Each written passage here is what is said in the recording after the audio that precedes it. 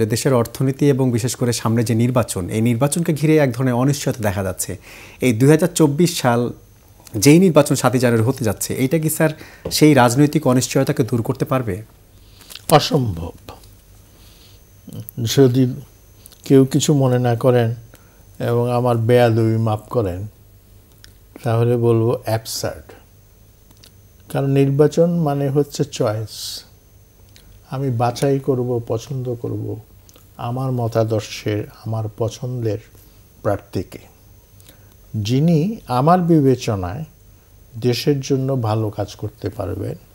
তিনি সৎ ব্যক্তি হবেন, নিষ্ঠাবান মানুষ হবেন, কর্মতৎপর মানুষ হবেন, তার কর্মদক্ষতা থাকবে, অভিজ্ঞতা থাকবে, কুশলতা থাকবে। এখন নির্বাচনটা কেমন হচ্ছে? 7 তারিখ নির্বাচন যেটা হবে, সেই নির্বাচনে আমি তো দেখছি 3টা আওয়ামী লীগ দাঁড়িয়েছে।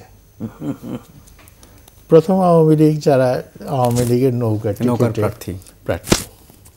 দ্বিতীয় আওয়ামী লীগ হচ্ছে যারা বিদ্রোহী নাম দিয়ে ইলেকশন করছে। আসলে তাদেরকে ইলেকশন করতে বলা হয়েছে একটা প্রতিদ্বন্দ্বিতামূলক নির্বাচন দেখানোর জন্য দুনিয়াকে, কিন্তু তারাও কিন্তু নৌকারই লোক। মাঝে মাঝে তাদের মধ্যে দ্বন্দ্ব হচ্ছে, এটা হয়। আপন 2 ভাইয়ের মধ্যেও তো বিষয় সম্পত্তি নিয়ে ঝগড়া হয়, কাজেই সেটাকে আমি স্বাভাবিক ধরে নিচ্ছি। 3 নম্বর প্রতিদ্বন্দ্বিতা হচ্ছে জাতীয় পার্টির সঙ্গে। এই জাতীয় পার্টি কে? এটা হচ্ছে আওয়ামী লীগের ছোট সাওয়াল। মানে আমরা এক সময় দেখেছি যে এরা বিরোধী দলের নাম করে সরকারি মন্ত্রিত্ব করেছে এবং পরবর্তীকালে মন্ত্রিত্ব ছেড়ে দিয়েও পার্লামেন্টে নানাভাবে প্রকারান্তরে সরকারকে সমর্থন করেছে এবং বারবার টক শোতে বিভিন্ন আলোচনায় বলতে চেষ্টা করেছে যে সব মিলেঝুলে থাকাটাই হচ্ছে গণতন্ত্রের কথা। গণতন্ত্রে মিলেঝুলে থাকাটা যেমন আছে, গণতন্ত্রে তেমনি প্রতিবাদের কথাও আছে, বিরোধের কথাও আছে, মত পার্থক্যের কথাও আছে। সুতরাং সব মিলিয়ে যা দেখছি সেটা হচ্ছে যে মানে একই মতাদর্শের মধ্যে লড়াই। তো ঠিক লড়াই না, মানে এটা মানে দেখানো হচ্ছে ওই যে হারাধনের 7টি ছেলে করে ভেউ ভেউ, মানে এই 7টি ছেলে শেষ পর্যন্ত একটি ছেলে, এই একটি ছেলে মানে আওয়ামী লীগ। তো শেষ পর্যন্ত এটা আওয়ামী লীগই কিন্তু থাকছে। কিন্তু স্যার আমরা জাতীয় পার্টির ক্ষেত্রে যেটা দেখলাম যে বরিশাল এবং বরগুনার 3টি আসন থেকে তারা তাদের প্রার্থিতা প্রত্যাহার করেছে, বলছে যে নির্বাচন কমিশন যে আচরণটা করছে তারা সরকারের নিয়ন্ত্রণে আচরণ করছে। এটা স্থানীয় কোনো বিরোধ হতে পারে।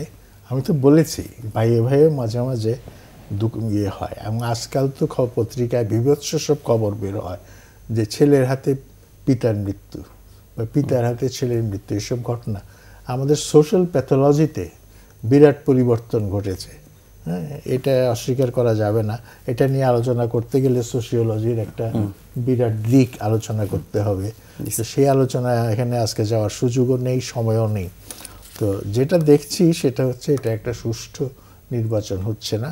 এটা না হচ্ছে একটা ইনক্লুসিভ ইলেকশন, না হচ্ছে একটা কম্পিটিটিভ ইলেকশন, না হচ্ছে এটা সত্যিকারের বিভিন্ন নির্বাচনের নিয়ম কানুন মেনে যে ইলেকশন হওয়া উচিত, যেটাকে বলা হয় সুষ্ঠু নির্বাচন, সেই সুষ্ঠু নির্বাচনও হচ্ছে না।